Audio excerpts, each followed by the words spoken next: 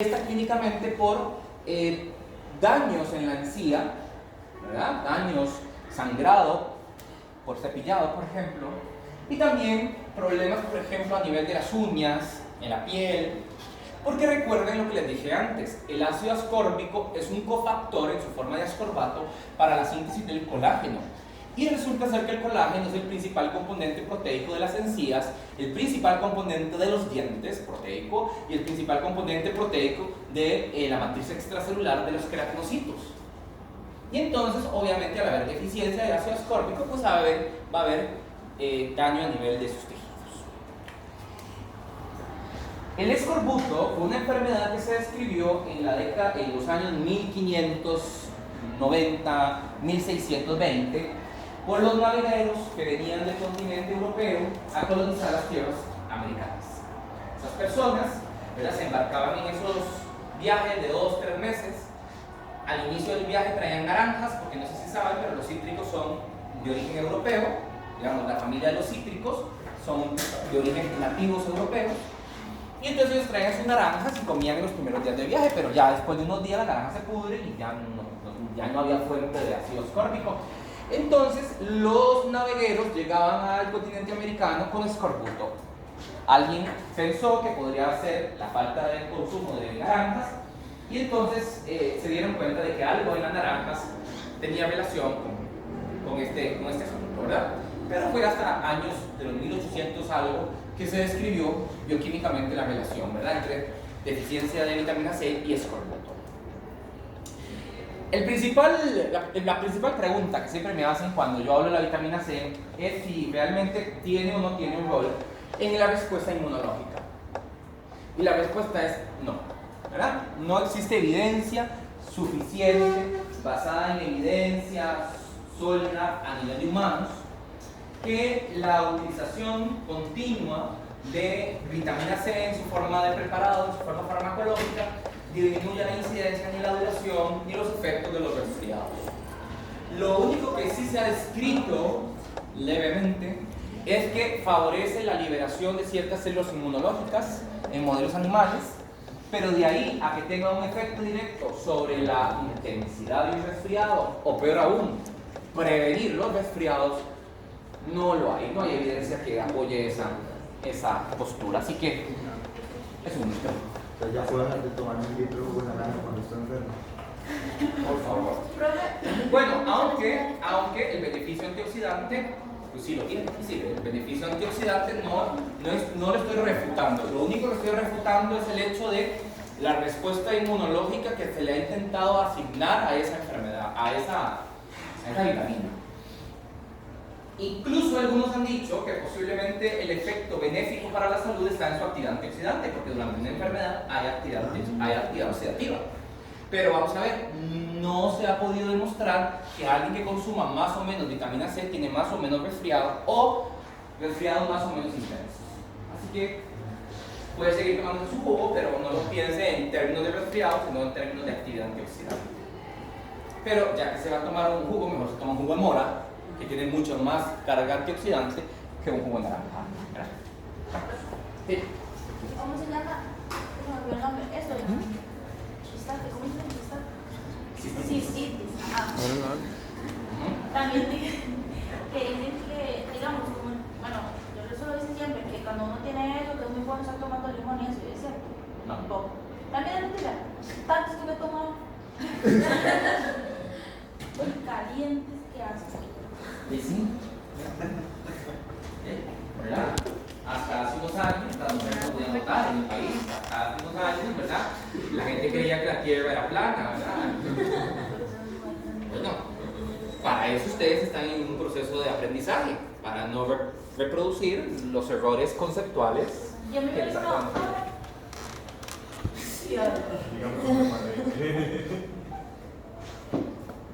Sí, si ustedes creen lo que los médicos dicen. Sí, ¿qué más? Entonces, hay varios papers publicados de este tema, así que pueden perfectamente leer. Eso sí, lean artículos reales. No me metan a página, ¿cómo se llamaba la página? Keto Diet. ¿No? Como dieta keto.com. dietaketo.com, no se metan en esos artículos, ¿verdad? Si ustedes quieren leer evidencia sólida, léanlo en inglés. Bioquímica para la vida. O Bioquímica para la vida, pero no lean, por favor, publicaciones en español, hechas en Cuba, hechas en, qué sé yo, en Ecuador, de universidades patitos, de gente patito, no, ¿verdad? No. Se tiene que leer evidencia sólida, publicada en revistas sólidas, generalmente publicaciones en inglés, o en alemán, o en francés, donde se hayan hecho estudios grandes, con grandes cantidades de gente, en laboratorios que tengan renombre, para que la evidencia que ustedes van a presentar sea evidencia sólida. Si ustedes se ponen a leer de paginitas que se llaman así como tomatuvitaminac.com, y lo que están leyendo es totalmente influenciado y totalmente no veraz. Así que, ¿verdad? Es un tema interesante que vale la pena estudiar. Bueno, ahora sí, ahora pasamos a otro grupo de vitaminas que dice que vamos a poder terminar esta clase, porque si ya entramos a la semana de metabolismo, que es una clase sencilla, ¿verdad? Es una clase que nada más como para despejar algunas dudas y conceptos generales. Ahora sí, pasamos a las vitaminas que sí tienen importancia desde el punto de vista médico. Bueno, hagamos la salvedad. Tiamina con la encefalopatía de Wernicke-Korsakoff, B9 con el tema de la anencefalia y defecto del tubo neural, B12 con el asunto de la homocisteinemia, sí, ahí, sí, pues sí hay, ¿verdad? Y el ácido ascórbico como antioxidante, digamos que esas las podemos rescatar. Pero estas cuatro que vamos a ver ahora sí tienen un rol bioquímico demostrado en humanos, y es la vitamina A, la vitamina D, los tocoferoles o la vitamina E, y ni que se diga la vitamina K. ¿Verdad? Así. Y les recuerdo los roles principales: visión, metabolismo del hueso, actividad antioxidante, es el más potente antioxidante exógeno, y función de la coagulación de la sangre. Bien, la vitamina A es el nombre genérico que se le da a las formas activas provenientes del caroteno y el retinoide.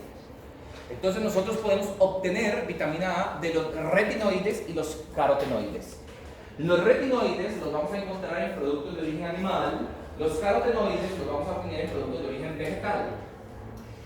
La principal fuente de vitamina A de los humanos son los carotenos, el beta-caroteno, porque hay alfa, beta y gamma caroteno. Pero la principal fuente de vitamina A es el beta-caroteno, que lo vamos a encontrar en el ayote, en la zanahoria, en la papaya principalmente. Por eso es que, ¿verdad?, se recomienda su consumo. Los retinoides, como el retinol, el retinal y el ácido retinoico, lo vamos a encontrar en productos de origen animal como la carne, huevos, etc. La principal función de la vitamina A, independientemente de su origen, ya sea retinoide o carotenoide, es la transducción del impulso visual. Y esto ocurre por una conformación o un cambio conformacional en las formas del retinol. Vamos a ver, nosotros a partir de la dieta, ¿verdad? Incorporamos, repito, carotenos que se convierten a las formas de retinol, retinal o ácido retinoico, o directamente consumimos el retinol, retinal o el ácido retinoico proveniente de la dieta, directamente. De hecho, las hormonas tiroideas, es muy importante, las hormonas tiroideas son precursoras de la conversión de caroteno en vitamina A endógenamente. Bien, entonces, independientemente si lo que consumimos fue betacaroteno de la zanahoria o del ayote, o ácido retinoico, retinal o retinol, ¿verdad? Estas moléculas sufren una serie de conversiones. Lo que generalmente nosotros tenemos circulante en sangre es el retinol en su forma trans. Mediante reacciones químicas que no vamos a ver, el transretinol se convierte en transretinilester. Luego, mediante un sistema enzimático, el transretinilester se convierte en cisretinol. El cisretinol se convierte en 11-cisretinal. Y el 11-cisretinal, gracias al estímulo lumínico, el estímulo visual, se convierte en la forma todo transretinal y de nuevo se mete el ciclo. Entonces, la clave radica en la conversión del 11-cis-retinal en todo transretinal y transretinol. Porque resulta ser que cuando el 11-cis-retinal se convierte en todo transretinal y en transretinol, hay un cambio en la conformación de una proteína que forma parte de los pigmentos de los conos y los bastones, principalmente de los conos, presentes en la retina, que se llama rodopsina. Entonces, cuando nosotros nos exponemos a un estímulo lumínico, sea cual sea, esa conformación distinta de la rodopsina que pasa a meta 2, o también llamada metarodopsina 2, hace que se genere un impulso transduccional, es decir, una transducción de señales, que aumenta la concentración de GMP, y ese aumento en la concentración de GMP, que es guanidín monofosfato, hace que haya cierre de ciertos canales iónicos y reducción de la demanda de oxígeno. Y esto, traducido a la corteza occipital, genera el impulso lumínico que ustedes y yo, por lo que ustedes y yo podemos percibir las cosas. Es muy complejo eso, pero ese es el mecanismo de acción. Entonces, cuando las personas tienen deficiencia de vitamina A, pues obviamente va a haber una alteración de la transducción visual que puede llevar incluso a la ceguera. De hecho, la principal causa de ceguera en el mundo es la diabetes. Y la segunda, la deficiencia de vitamina A. ¿Okay? Entonces, eso es básicamente lo más importante respecto a la vitamina A. Los pacientes que tienen deficiencia de vitamina A, producto de la dieta, por ejemplo, van a tener mayor tiempo para poderse adaptar a la oscuridad y van a tener menor capacidad para ver en la oscuridad. De ahí nace el famoso mito de que comer zanahorias aumenta la capacidad visual. Porque la gente ha malinterpretado las vitaminas. Entonces, como la vitamina A participa en esta vía de transducción, la gente cree que consumiendo más vitamina A uno tiene más visión, y no. Porque recordemos que las vitaminas mantienen un equilibrio. Entonces, si faltan, sí se afecta la vía. Pero si yo consumo más, la vía llega a su tope. Es decir, no es que se mejora.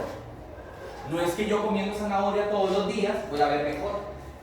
¿No? Lo que sí es cierto es que si me hace falta vitamina A y consumo zanahorias, voy a ver mejor. Pero es por deficiencia. Es decir, la sobrevitaminosis, es decir, el uso excesivo de vitaminas no aumenta la actividad de los fenómenos bioquímicos que median estas vitaminas. En cambio, la deficiencia de vitaminas, cuando se suplementa, pues sí se mejora esa función porque hacía falta. ¿Okay? Bien, también quiero mencionarles que existen otros efectos de la vitamina A, pero que no los vamos a ver en este momento, que es principalmente regular la expresión génica.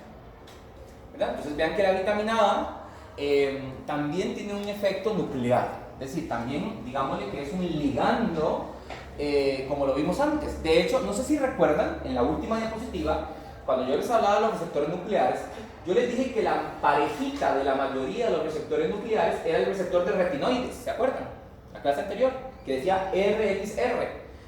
Este es el receptor de retinoides del que estoy hablando.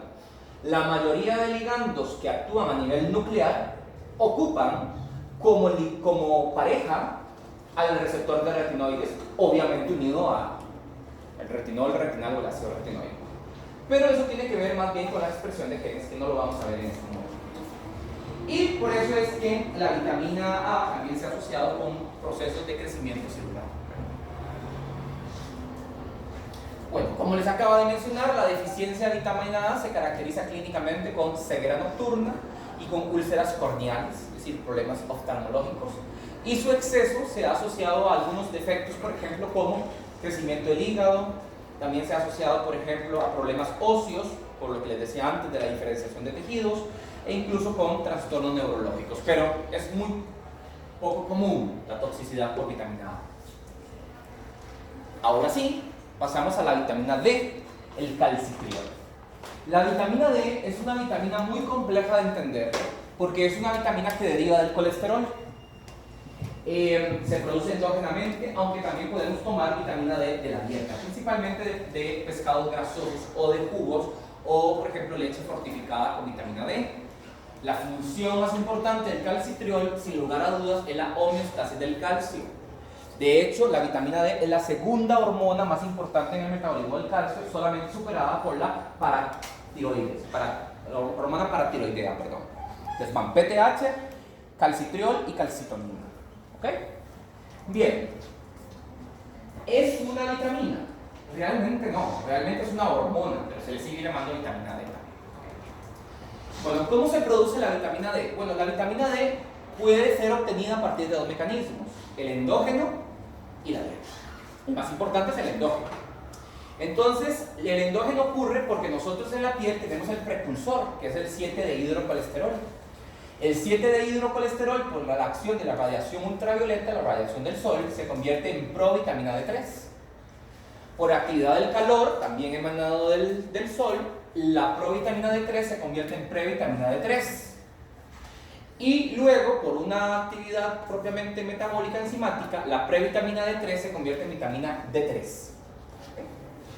La vitamina D3 viaja unida a una proteína unidora de vitamina D3 y llega al hígado.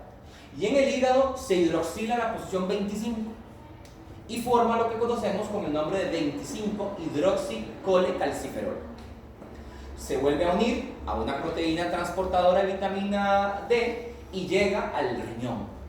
Y en el riñón ocurre una segunda hidroxilación y entonces se hidroxila la posición 1, formando el 1,25-dihidroxicolecalciferol, que es la forma activa. La PTH ejerce un efecto estimulante de esta actividad. ¿Okay? ¿Verdad? Y la concentración baja de fosfatos y de calcio también estimula esta actividad. Ahora, ¿cuáles son los efectos de la vitamina D? Los efectos de la vitamina D son: 1. Favorecer la absorción de calcio y fósforo intestinal. Y 2. Favorecer la resorción del hueso, aumentando así la concentración de calcio y de fósforo en la sangre. Y también yo le agregué una tercera función, y es aumentar la reabsorción renal del calcio, es decir, el calcio que se va a eliminar, que se quede con nosotros, y eso también favorece mantener los niveles de calcio y fósforo elevados.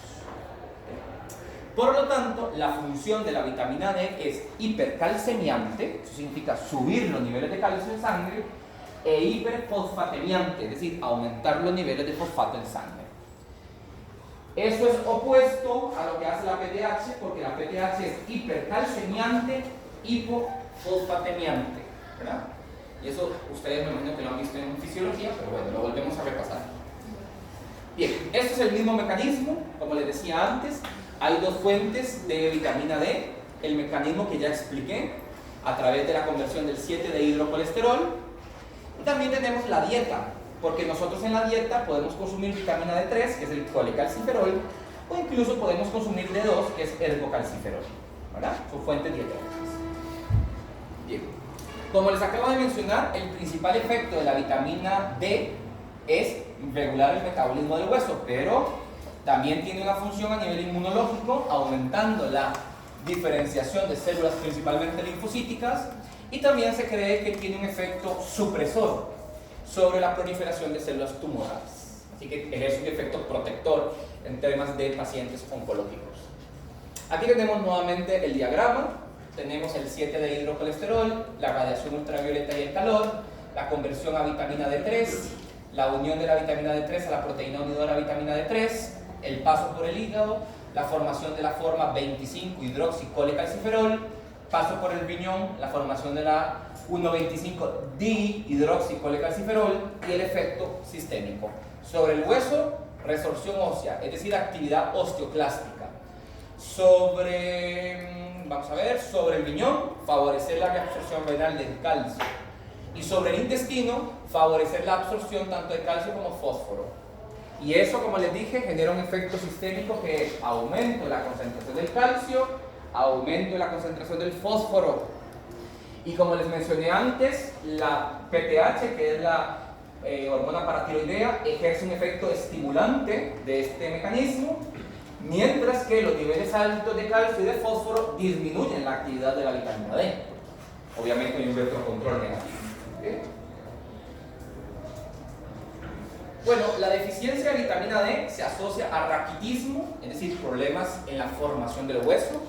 Eso se llama raquitismo en niños y en adultos se llama osteomalacia.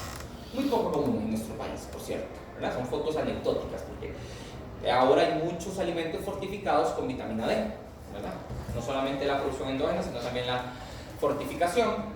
Y su exceso lleva a calcinosis. La calcinosis es cuando se comienzan a depositar sales de calcio, ¿verdad? Es decir, depósitos de calcio en tejidos tegumentarios, como es piel o, por ejemplo, a nivel de la bolsa escrotal.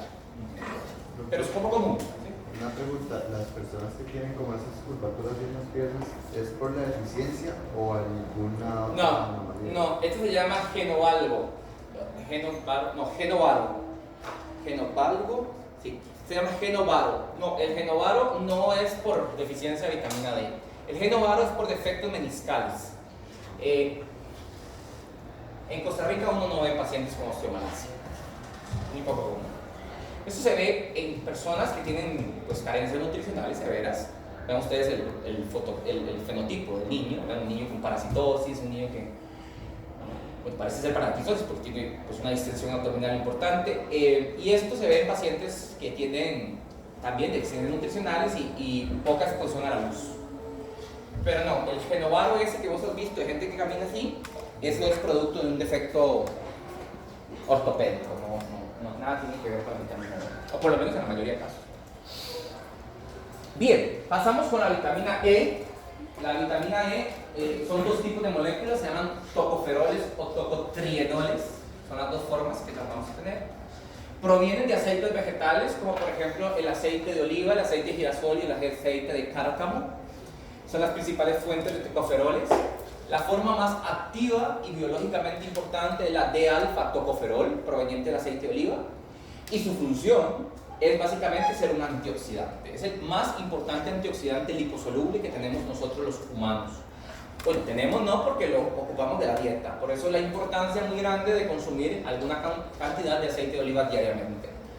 Esta molécula lo que hace es mantener la fluidez de la bicapa lipídica y ya saben que eso es importante, ¿verdad? La fluidez de la bicapa lipídica. Así que pues esa es la importancia radical que tienen los tocoferoles y los tocotrienoles.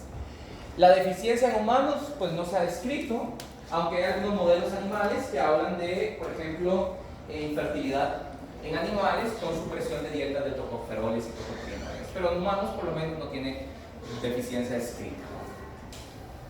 Y ya para terminar, ahora sí, nos quedan, bueno, todavía nos quedan unos minerales y... para terminar con las vitaminas, nos queda la vitamina K. La vitamina K, su nombre proviene de la coagulación de la sangre. Existen tres formas activas de la vitamina K, que son la filoquinona, que se obtiene de los vegetales verdes, la menaquinona, que se obtiene de la actividad bacteriana del colon, y la menadiona, que se obtiene de los compuestos sintéticos. Filoquinona, menaquinona, menadiona. Son tres formas activas, biológicamente activas, de la vitamina K. Como he dicho, la principal función de la vitamina K es el fenómeno de la coagulación, es decir, favorecer el fenómeno de la coagulación, aunque también participan en el metabolismo del hueso y ciertas proteínas de unión a calcio, como la calmodulina que vimos en su momento. La vitamina K se descubrió porque resulta ser que en Europa se comenzó a describir una enfermedad que se llamó la enfermedad hemorrágica del ganado vacuno. Estas vacas y este ganado en general presentaba hematuria y telorragia, es decir, sangrado por la orina y sangrado por la leche.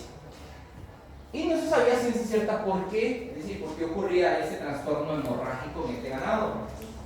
Se comenzaron a estudiar las vacas que padecían esta enfermedad y se vio que las vacas que pastaban potreros ricos en esta planta tenían mayor incidencia de la enfermedad respecto a las vacas que pastaban en lugares donde había menos cantidad de esta planta. Esta planta se llama el trébol de olor, es una planta que es nativa de Europa.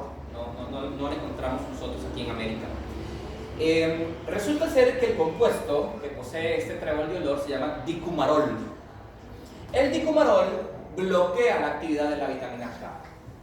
Y entonces estas vacas lo que se estaban haciendo era anticoagulándose. Y no se estaban dando cuenta. Ellas comían pasto, por ahí se metía esta plantilla. Y entonces, por la intoxicación de dicumarón, tenía un efecto de anticoagulación. Entonces después, cuando las ordeñaban, les extirpaban las ubres, les dañaban los capilares y se sangraban por ahí las vacas. O cuando las vacas andaban pastando por ahí, se dañaban o se lastimaban un poco los capilares uretrales o el parénquima genitourinario y tendrían hematuria. ¿Okay? Bien. ¿Por qué? ¿Por qué la vitamina K es importante en el fenómeno de la coagulación? Bueno, y esto es muy importante y eso se los voy a preguntar. La vitamina K en realidad es un cofactor de una enzima encargada de la activación de los factores de la coagulación. Bueno, los factores de la coagulación ustedes saben que son proteínas, excepto el factor 4, que es el calcio, que es un catión, pero todos los demás factores de la coagulación son proteínas.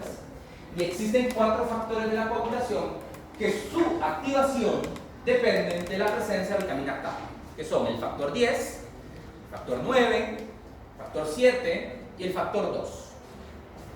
El factor 10, el 9, el 7 y el 2. Bien, resulta ser que los factores de la coagulación, para que estén activos, tienen que tener unido calcio, que es el 4º factor de la coagulación, por cierto. Pero para que los factores de la coagulación puedan unirse al calcio, tienen que estar más negativos, tienen que estar convertidos a la forma más negativa, porque el calcio es un catión y los factores de la coagulación son proteínas, pero tienen que volverse más negativas para que el calcio se una a ellos y así se active. Bien, resulta ser que la forma para nosotros poder hacer más negativos los factores de la coagulación 10, 9, 7 y 2 es pegándoles un grupo carboxilo, carboxilándolos, porque el grupo carboxilo tiene una carga neta negativa. Bien, resulta ser que este grupo carboxilo se pega en el aminoácido glutamato de los factores de la coagulación 10, 9, 7 y 2. Por lo tanto, el fenómeno se llama carboxilación del ácido glutámico, porque lo que estamos haciendo es pegándole grupos carboxilo a el glutamato de esos factores de la coagulación. Para que haya esa carboxilación de glutamato, tiene que haber una enzima, y esa enzima se llama vitamina K epoxidasa.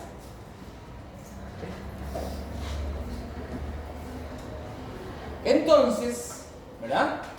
Cuando nosotros consumimos la vitamina K, cualquiera de las formas, sea filoquinona, menaquinona o menadiona, se convierte en la forma quinona en la circulación. Después del paso hepático, después del paso por el hígado, filoquinona, menadiona y menaquinona se convierten en la forma quinona. Y bien, entonces lo que ocurre es lo siguiente: la quinona, o vitamina K quinona, como también se le llama, se va a reducir gracias a la actividad de la enzima vitamina K quinona reductasa. Bueno, es el mismo nombre, nada más que le pegamos reductasa. Y entonces la vitamina K quinona se convierte en la forma vitamina K hidroquinona. Muy bien. Luego, la vitamina K hidroquinona se va a convertir en la forma vitamina K epóxido. Y este proceso, esta conversión, ocurre exactamente gracias a la enzima vitamina K epoxidasa. Y en este paso de vitamina K hidroquinona a la forma vitamina K epóxido, los aminoácidos de glutamato se les pega el grupo carboxilo que les hablaba antes. Y entonces forman carboxiglutamato. Bien. Luego, la vitamina K epóxido, mediante la vitamina K epóxido reductasa, se vuelve a reducir a la forma vitamina K quinona. Y esto sigue el ciclo. Se llama el ciclo de la vitamina K. Ciclo de la vitamina K. Bien, entonces nosotros ocupamos tener suficiente vitamina K para que el ciclo se dé, obvio, pero más importante que el ciclo de la vitamina K es para que los residuos de ácido glutámico se carboxilen, se vuelvan más electronegativos y se les pueda unir calcio para que aquí se active. ¿Y si falta un factor en la...? No, si falta un factor en la coagulación, tendrías un problema en la coagulación, pero por no síntesis de un factor. Y eso, claro, existe. Claro, hay deficiencia del factor 10. O sea, hay gente que no sintetiza el factor 10, pero ya es un trastorno de la hemostasia congénita. Eso sería un trastorno de la hemostasia adquirido. ¿Ya? Entonces, esto tiene que saberse, ¿verdad? Porque se lo va a preguntar en desarrollo. Explicar el ciclo de la vitamina K y su relación con la coagulación. Entonces, cuando una persona tiene deficiencia de vitamina K, obviamente el ciclo no se da, pero más que el ciclo, esta carboxilación de glutamato no ocurre y por lo tanto la activación no se da. Y al tener una menor activación de los factores de la coagulación, pues obviamente la respuesta de la coagulación de la sangre está afectada. Y si la respuesta de la coagulación de la sangre está afectada, pues va a haber hemorragia. Por eso las vacas que comían un inhibidor de la enzima tenían hemorragia, porque las vacas estaban consumiendo vitamina K, pero su actividad estaba inhibida por el dicumarol de la planta que estaban consumiendo. Hay un fármaco que se llama warfarina, que es un fármaco que hace exactamente lo que hacía el dicumarol del trébol de olor. La warfarina ejerce un efecto inhibitorio sobre la enzima vitamina K epóxido reductasa, sobre la vitamina K quinona reductasa y sobre la vitamina K epoxidasa. Es decir, ejerce un efecto inhibitorio de la vía o del ciclo de la vitamina K. Y por eso la warfarina es un anticoagulante. Se usa en pacientes que tienen efectos más bien procoagulantes. Por ejemplo, personas que han sufrido infartos, personas que han sufrido infartos tanto de corazón como de cerebro, se les anticoagula con warfarina, que básicamente lo que hace es, digámoslo así, suprimir la actividad de la coagulación de la sangre para evitar que se repita un episodio de estos, como un infarto del miocardio o un infarto cerebral. ¿Okay? Pero hay que tener mucho cuidado, porque no se le puede pasar la mano y pasar de la anticoagulación al estado de exceso de anticoagulación, y el exceso de anticoagulación es muy letal, porque un sangrado pequeño se puede convertir en una hemorragia cuantiosa y eso puede llevar a la muerte. Recuerden que un ser humano, después de 1,5 litros, 2 litros de sangre, está al borde de morirse, ¿verdad? La pérdida sanguínea no puede superar el 20% de la volemia, porque lo que ocurre es un shock hipovolémico y eso lleva a hipoperfusión cerebral, muerte neurológica y muerte total, ¿verdad? También existen otras proteínas que necesitan también carboxilar los residuos de glutamato para unirse a calcio para tener otra actividad biológica o mayor actividad biológica, que son proteínas que no están relacionadas con la coagulación. Se llaman proteínas dependientes del calcio, ¿verdad? Y ahí tenemos varias. Por ejemplo, la osteocalcina, que es una proteína relacionada con el metabolismo del calcio. Es una proteína que necesita estar unida al calcio, y para que se le pueda unir el calcio tiene que estar carboxilado el glutamato, y eso ocurre gracias a la vitamina K. O hay algunas otras proteínas que se llaman proteínas GLA de la matriz del hueso que también necesitan eso, ¿sí? Que también necesitan que esto ocurra para poder tener actividad biológica. Bien, bueno, tenemos aquí, ¿verdad?